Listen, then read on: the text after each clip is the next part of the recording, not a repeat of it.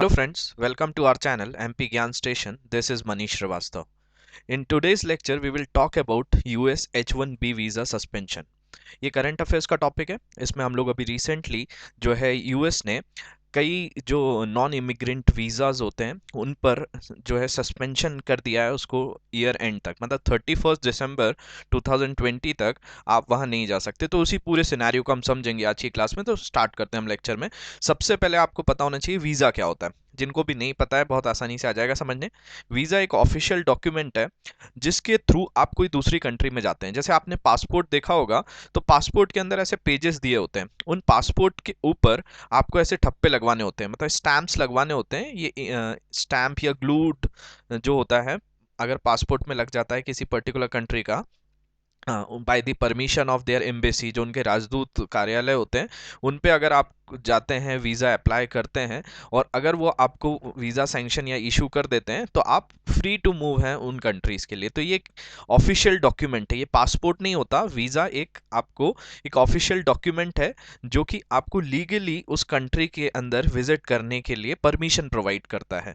जैसे मैं आपको बताऊं कि अगर आपको कई कंट्रीज़ ऐसी हैं जो फ्री वीज़ा भी देती हैं जिनको बोलते हैं visa on arrival.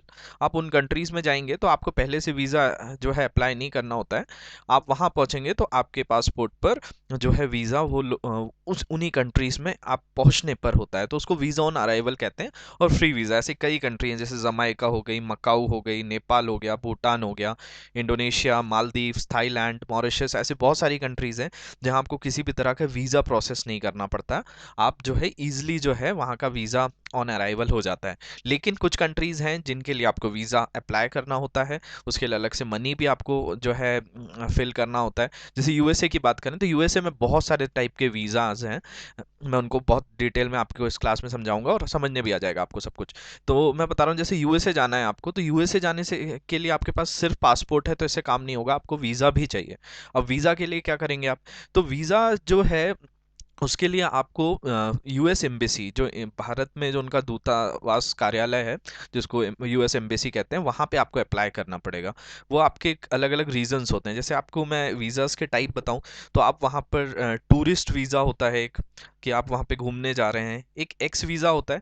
X visa एक को बोलते हैं एंट्री वीज़ा होता है। एंट्री वीज़ा मतलब कि आप उस पर्टिकुलर ओरिजिन के हैं। जैसे इंडिया में किसी को आना है और वो इंडिया का सिटीजन नहीं है लेकिन इंडियन ओरिजिन का है, मतलब उनके जो एंसेस्टर्स थे, उनके माँ बाप में से कोई पहले जो है, या और भी कोई फैमिली के अंदर पहले इंडिया से ओरिजिन रखता होगा, तो वो अगर इंडिया ट्रैवल करना चाहते हैं तो उनको एक टाइप का वीज़ा दिया जाता है, एक्स वीज़ा।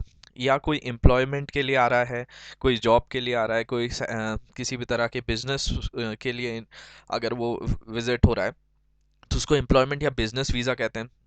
आप पढ़ाई करने जा रहे हैं, कोई इंटर्नशिप करने जा रहे हैं तो स्टूडेंट और इंटर्न वीज़ा पे आ जाते हैं। जर्नलिस्ट जो होते हैं, कई तरह की न्यूज़ कवर्स करनी है या कोई भी तरह का एनालिसिस करना है तो जर्नलिस्ट वीज़ा भी दिया जाता है पत्रकारों को। इसके अलावा फिल्म वीज़ा है, कोई फिल्म शूट करना है आपको दूसरे कंट्रीज़ में जाकर तो फिल्म वीज़ा प्रोवाइड किया जाता है। इसके अलावा कोई रिसर्च करना है आपको पर्टिकुलरली मेडिकल फील्ड में या कोई टेक्नोलॉजिकल फील्ड में ऐसे कई तरह के वीज़ास प्रोवाइड किए जाते हैं। और किसी तरह की कोई ट्रीटमेंट आपको कराना है तो मेडिकल वीज़ा है। तो ये टाइप्स ऑफ वीज़ाज़ यहाँ पे मैंने आपको बताया कि इन तरह के वीज़ाज़ आप अप्लाई करते हैं। तो जैसे यूएस आपको जाना है तो आप उसमें अलग अलग कैटेगरीज हैं कि आप इस पर्टिकुलर वीज़ा को चूज़ करेंगे तो आपको एक पर्टिकुलर फीस देनी होती है। जैसे 11-12 थाउजेंड से स्टार्ट होता है यूएस वीज़ा। लेकिन जो फ्री वीज़ा है, जो मैंने बताया जो फ्री वीज़ा या वीज़ा ऑन अराइवल होता है, वहाँ पे आपको कुछ भी पे नहीं करना होता है। आप उस कंट्री को विजिट करेंगे और वहाँ पे आपको जो है वीज़ा ऑन अराइवल मिल जाता है, आपके पासपोर्ट पे आपको मिल जाएगा। लेकिन उनकी भी ऐसा नहीं है कि आप लाइफ लॉन्ग वहाँ रह सकते हैं, आपको एक टाइम पीरियड के लिए वो वीज़ा दिया जाता है और पासपोर्ट होना जो है ज़रूरी है।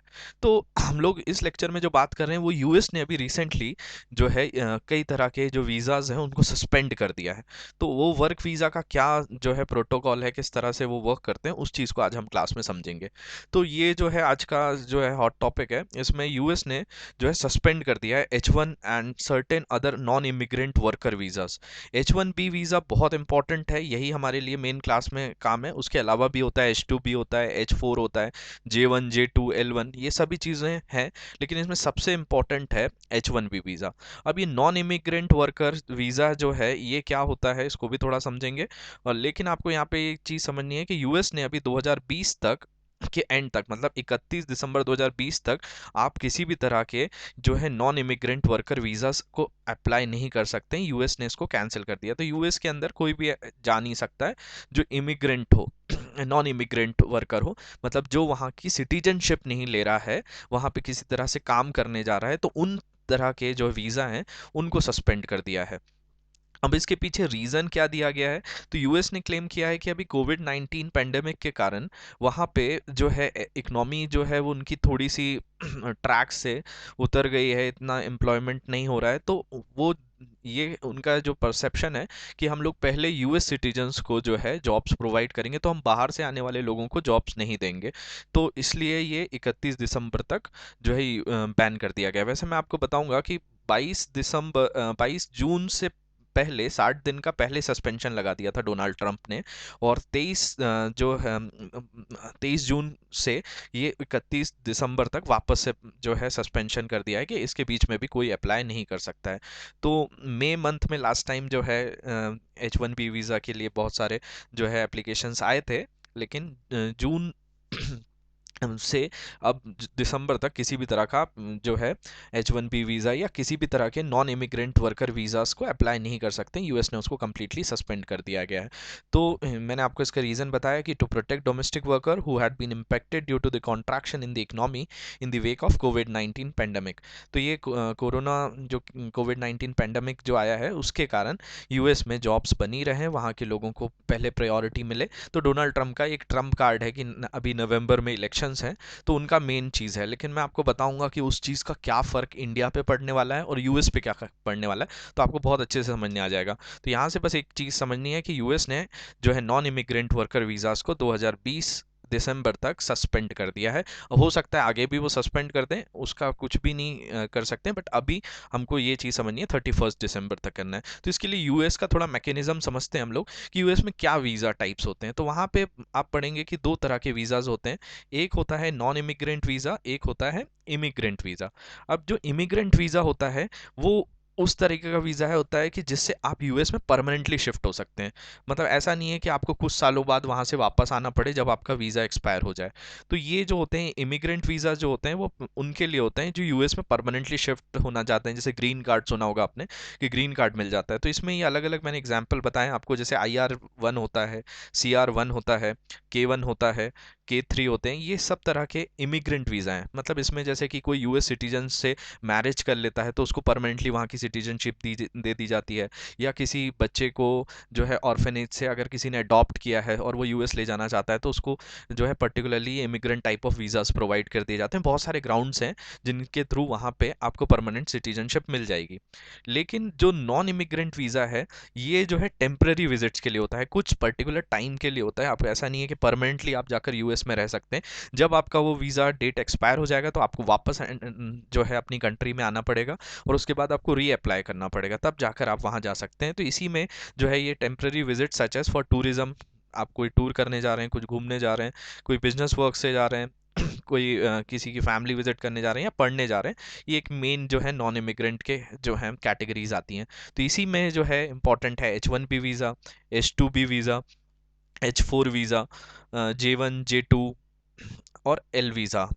तो ये इन चीज़ों का हम लोग थोड़ा सा देखेंगे। तो आपको ये समझ में आया होगा कि एक कैटेगरी है इमिग्रेंट वीज़ा की और दूसरी है नॉन इमिग्रेंट वीज़ा की। तो यूएस ने क्या सस्पेंड किया है, तो यूएस ने सस्पेंड किया है नॉन इमिग्रेंट वीज़ा को। और कब तक किया है, तो 31 दिसंबर 2020 को कर दिया है। तो ये एक बेसिक चीज़ है। तो इसमें आप जो है सबसे पहले मैं H1B वीज़ा के बारे में आपको बताता हूँ कि H1B वीज़ा है क्या। तो H1B वीज़ा जो है एक नॉन इमिग्रेंट वीज़ा है जिससे आपको परमानेंट जो है सिटीजनशिप नहीं मिलेगी। और ये जो है यूएस के प्रोवाइड करता है, किसको प्रोवाइड करता है ये भी बहुत इंपॉर्टेंट है। यूएस प्रोवाइड करता है हाईली स्किल्ड और लो कॉस्ट वर्कर को। मतलब जिनमें स्किल तो बहुत हो, अच्छे ग्रेजुएट्स हों, जिनमें बहुत किसी भी स्पेसिफिक फील्ड या आईटी फील्ड से हों, चाहे मेडिकल फील्ड से हों, चाहे प्रोडक्शन फील्ड से हों, वो हाईली स्किल्ड हों, लेकिन उनको इनकम कम देनी पड़ती है। क्योंकि अगर आप यूएस का लोकल कोई भी हाईली स्किल्ड वर्कर यूज़ करेंगे तो उसको काफ़ी सैलरी प्रोवाइड करनी पड़ेगी, वो काफ़ी एक्सपेंसिव रिसोर्स होगा।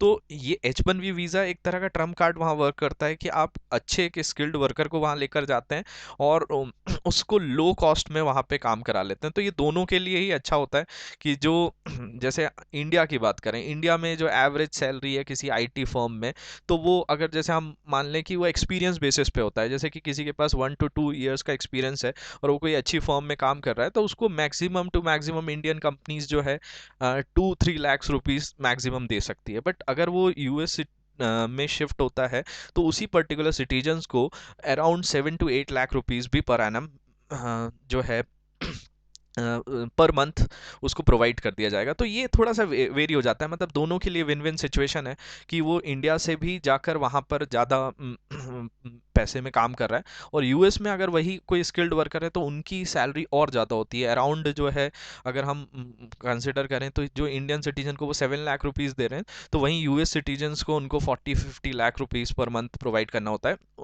डॉलर्स में होती है वो सैलरी। तो ये जो है विन विन सिचुएशन है दोनों के लिए, एम्प्लॉयर के लिए भी और एम्प्लॉयज़ के लिए भी। तो ये जो है ऐसा ही H1B वीज़ा है जिसको हाईली स्किल्ड वर्कर्स को दिया जाता है, और किसी भी स्पेशलाइज फील्ड ऑफ ऑक्यूपेशन में आप जा सकते हैं। और ये मिनिमम जो है जैसे 3 साल के लिए आप वहाँ हो सकते हैं और मैक्सिमम 6 years तक आप वहाँ रह सकते हैं। लेकिन अब 6 साल बाद अगर जैसे आपका H1B वीज़ा एक्सपायर हो गया तो आपको वापस इंडिया आना पड़ेगा और फिर से रीअप्लाई करना पड़ेगा 1 साल के बाद, तब जाकर आप जो है वापस यूएस जा सकते हैं। तो H1B वीज़ा ऐसा है। और इसमें अगर हम बात करें तो ये डुअल इंटेंट का होता है। डुअल इंटेंट का मतलब आपको बहुत सारे वीज़ाज़ हैं जो मैंने अभी आपको थोड़ी देर पहले बताए थे कि जैसे H1B है, H2B है, H4 है, J1 J2 LB है। तो इनमें सबसे खास जो मैं बता रहा हूँ वो H1B वीज़ा है। H1B वीज़ा इसलिए खास है क्योंकि ये इसमें ही दो चीज़ें कर सकते हैं कि आप उस वीज़ा को अगर आपको यूएस ने प्रोवाइड कर दिया है तो आप वहाँ वर्क तो कर ही सकते हैं, वहाँ रह भी सकते हैं, लेकिन आप साथ साथ ग्रीन कार्ड के लिए अप्लाई भी कर सकते हैं। मतलब आपको वहाँ परमानेंट जो है सिटीजनशिप मिल सकती है H1B वीज़ा से भी। मतलब यहाँ पर ये चीज़ हो गई कि किसी और वीज़ा से आपको परमानेंट सिटीजनशिप नहीं मिलेगी। H1B वीज़ा एक जो है स्पेशल जो इंटेंट का है जिससे आपको ग्रीन कार्ड के लिए आप अप्लाई कर सकते हो। और इसमें अगर मैं बात करूँ तो ये यूएस हर साल 85,000 H1B वीज़ा निकालता है, 85,000 H1B वीज़ा इशू करता है। उसको अप्लाई करने वाले बहुत सारे लोग हैं, लगभग 2.5 लाख लोग उसको अप्लाई कर देते हैं। तो यूएस जो है एक लॉटरी सिस्टम से वो 85,000 लोगों को जो है वीज़ा जो है अप्रूव करता है, जिनमें 65,000 जो है वो हाईली स्किल्ड वर्कर्स होते हैं जो दूसरी कंट्री से आ सकते हैं। दूसरी कंट्री के बाकी लोग भी लिए जाते हैं, लेकिन वो 20,000 ऐसे लोग होते हैं जो यूएस यूनिवर्सिटी में पढ़ रहे हों, मतलब अमेरिकन यूनिवर्सिटी में वो पढ़ते हों और उनको जॉब्स प्रोवाइड की जाती है। जैसा इसको मैं समझाऊं कि आप कोई इंडिया में हैं लेकिन आप पढ़ने यूएस चले गए हैं, तो यूएस आपको प्रायोरिटी देगा H1B वीज़ा के लिए कि आप वहीं की कंपनीज में काम कर सकें और वहाँ के नॉलेज को यूज़ कर सकें। तो अब जैसे मैंने बताया कि इसमें 85,000 85,000 जो है इशू किए, लेकिन उसको अप्लाई करने वाले 2.5 लाख लोग हुए। तो उन 2.5 लाख लोगों में लॉटरी सिस्टम के थ्रू ये अलॉट किया जाता है कि भाई इनको मिल जाए। अब इसमें बोला जाए तो इंडिया की बहुत बड़ी मोनोपोली है, सबसे बड़ा जो बिगेस्ट बेनिफिशियरी है H1B वीज़ा का। मतलब इसमें 85,000 में से लगभग 60,000 जो है वो वीज़ा केवल इंडियंस को जाते हैं। तो आप समझ सकते हैं कि इंडियंस इसका कितना फ़ायदा उठाते होंगे। उसके बाद जो है सेकंड नंबर पे चाइना है। तो सबसे ज़्यादा H1B वीज़ा मिलते हैं इंडियंस को, 85,000 में लगभग 60,000 इंडियंस के पास आते हैं। तो ये खासियत है H1B वीज़ा की। तो होप ये आपको समझ में आ रहा होगा। इसके बाद मैं अगर बात करूं L1B वीज़ा है। L1B वीज़ा से आप 7 साल तक यूएस में रह सकते हैं, लेकिन आप इससे परमानेंट सिटीजनशिप मतलब ग्रीन कार्ड के लिए अप्लाई नहीं कर सकते। H1B वीज़ा में ही वो खासियत है कि आप जो है डुअल इंटेंट के थ्रू वहाँ पर सिटीजनशिप के लिए अप्लाई कर सकते हैं। तो L1B वीज़ा जो है ट्रांसफ़र करता है हाईली हाईली स्किल्ड वर्कर्स को यूएस में 7 साल के लिए। तो कई आईटी कंपनीज अपने जो है अच्छे स्किल्ड वर्कर्स को भेज देती है वहां पर 7 साल के लिए, फिर वापस आना पड़ता है, फिर अप्लाई करना पड़ता है, जैसे मैंने आपको बताया। तो इसी में आगे देखें तो एक और वीज़ा होता है जिसको बोलते हैं H2B वीज़ा। H2B वीज़ा भी वैसा ही है, जिसमें आप जो है नॉन फूड और एग्रीकल्चर वर्कर्स, मतलब ऐसे कोई भी काम जो कृषि और खाद्य से सम्मिलित हो या फूड और एग्रीकल्चर से रिलेटेड हो, उनको एम्प्लॉयमेंट प्रोवाइड मतलब उन फील्ड से नहीं रिलेटेड होते हैं लोग, उनको यूएस में जो है आपका पर्टिकुलरली काम के लिए ये H2B वीज़ास प्रोवाइड किए जाते हैं। तो ये तीन चीज़ें मैंने आपको समझाई। एक H1B वीज़ा जो कि एक highly skilled low cost workers के लिए होता है, जो 3 साल से 6 साल तक दे सकते हैं। इसमें आप रह सकते हैं, काम कर सकते हैं और साथ साथ आप ग्रीन कार्ड के लिए अप्लाई भी कर सकते हैं। यूएस हर साल 85,000 H1B वीज़ा इशू करता है और जिससे 65,000 जो है हाईली स्किल्ड वर्कर्स को मिलता है, बाकी 20,000 वहाँ के अमेरिकन यूनिवर्सिटी में पढ़ने वाले बच्चों को दिया जाता है। इनमें इंडिया की मोनोपॉली है, इंडिया सबसे बड़ा बेनिफिशियरी है H1B वीज़ा का, जिसमें से 85,000 में से 60,000 वीज़ा इंडियंस को जाते हैं। उसके बाद L1 वीज़ा है जिससे आप 7 ईयर्स तक वहाँ रह सकते हैं, और H2B वीज़ा है जो कि नॉन फूड और एग्रीकल्चर वर्कर्स को एम्प्लॉयमेंट के लिए प्रोवाइड किया जाता है। अब इसका हम देखते हैं कि इफेक्ट इंडिया पे क्या पड़ेगा। तो इसका थोड़ा सा अगर बोला जाए कि लॉन्ग टर्म इम्पैक्ट्स तो ऐसे खास नहीं है जो भी एक्सपर्ट्स हैं उनके हिसाब से, बट इफेक्ट है जो एक अभी टेम्परेरी इफेक्ट्स आएंगे वो इंडिया की आईटी कंपनीज को आएंगे। तो India IT companies are a major beneficiary of these visas and they this move would have big impact on their cost and earnings.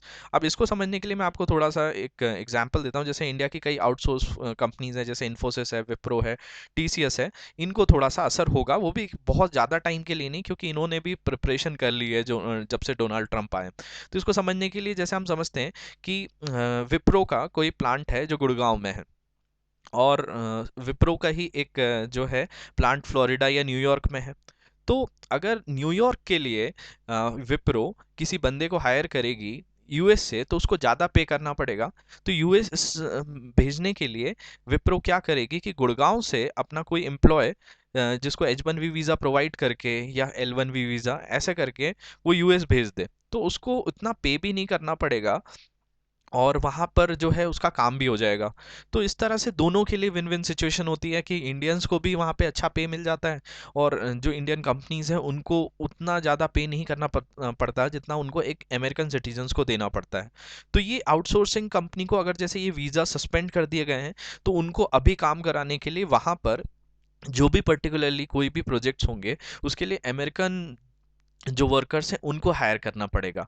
तो उसके कारण उनकी जो कॉस्ट और अर्निंग है उस पे इफेक्ट आएगा। तो ये इंडियन कंपनीज के लिए थोड़ा सा तो जो है इम्पैक्टफुल है, लेकिन इसके लिमिटेड इम्पैक्ट ही हैं, क्योंकि अभी रिसेंटली जो है जब से डोनाल्ड ट्रंप आए हैं, जैसे मैं टीसीएस की बात करूं तो उन्होंने 20,000 जो है स्किल्ड यूएस सिटीजन्स को हायर किया हुआ है। तो मोर देन 70% वहाँ पर जो वर्कर्स हैं वो यूएस के ही हैं। तो उनको इतना इम्पैक्ट नहीं आएगा क्योंकि उनकी तैयारी पहले से ही है।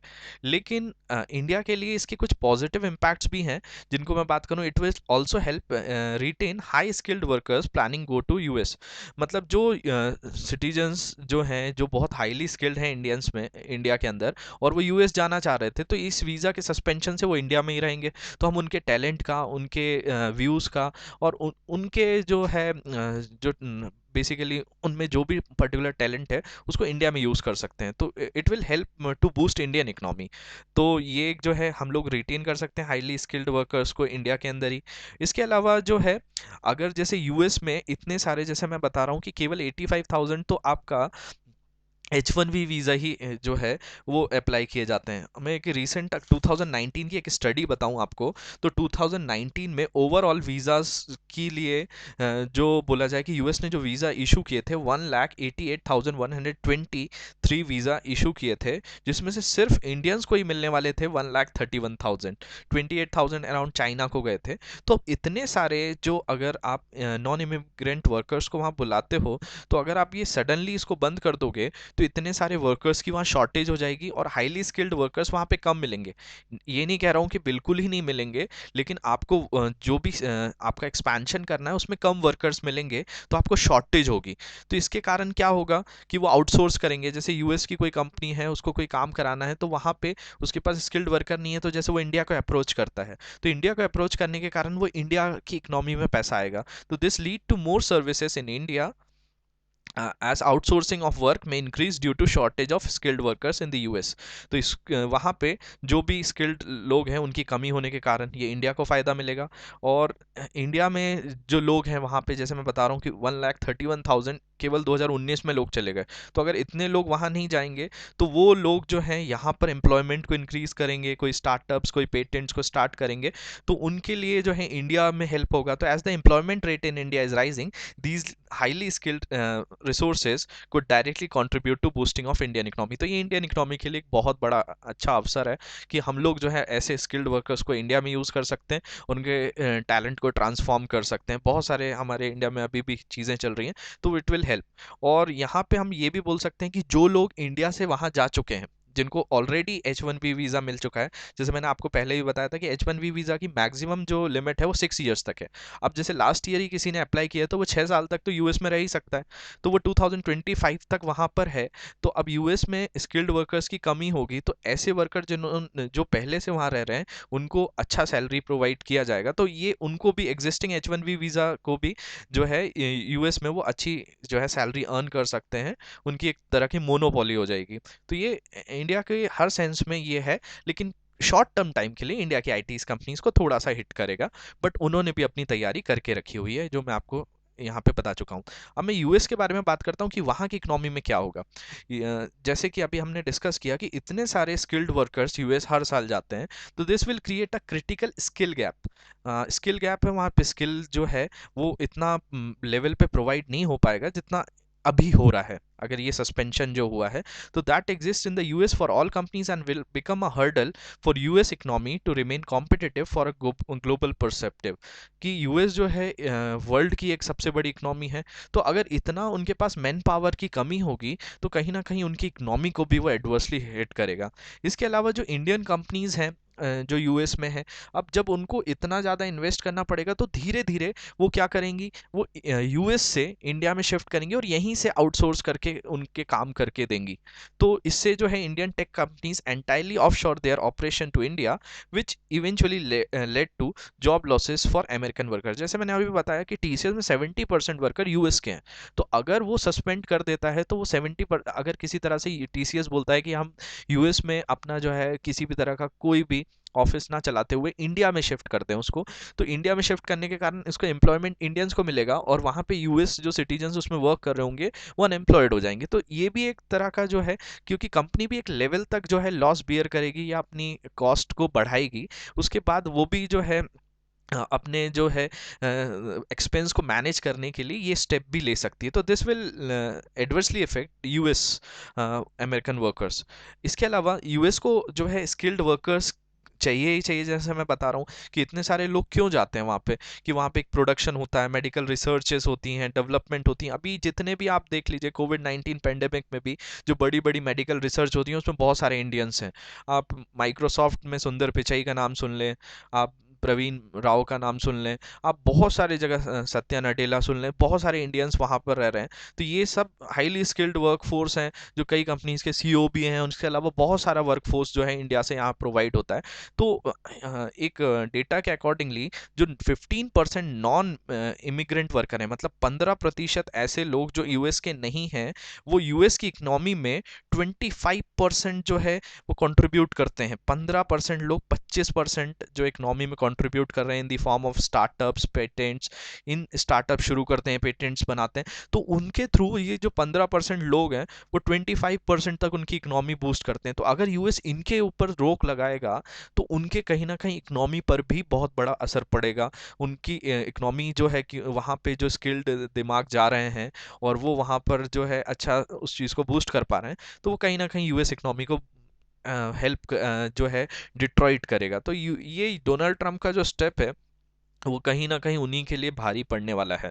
अभी जो है ये जैसा मैंने आपको बताया कि नवंबर में इलेक्शंस हैं, तो उन्होंने अभी यूएस सिटीजन्स के लिए ये किया है, बट लॉन्ग टर्म में यूएस सिटीजन्स को ही नुकसान होना है और इसका क्रिटिसिज्म भी स्टार्ट हो गया है। जैसे सुंदर पिचाई ने भी ये बोला है कि he is highly disappointed with this step. इसके अलावा आपने टेस्ला के जो एलन मस्क थे उन्होंने भी कहा कि भाई जो बाहर के लोग हैं वो बहुत सारा इन्वेंशन लेकर आते हैं, बहुत सारा जो है नए थॉट्स स्टार्टअप्स को क्रिएट करते हैं जो हेल्प करता है। जैसे अभी रिसेंटली टेस्ला ने जो एलन मस्क की कंपनी थे, इन्होंने नासा को जो है आउटसोर्स करके दिया था, तो इसमें कई इंडियंस वर्कर्स काम कर रहे थे।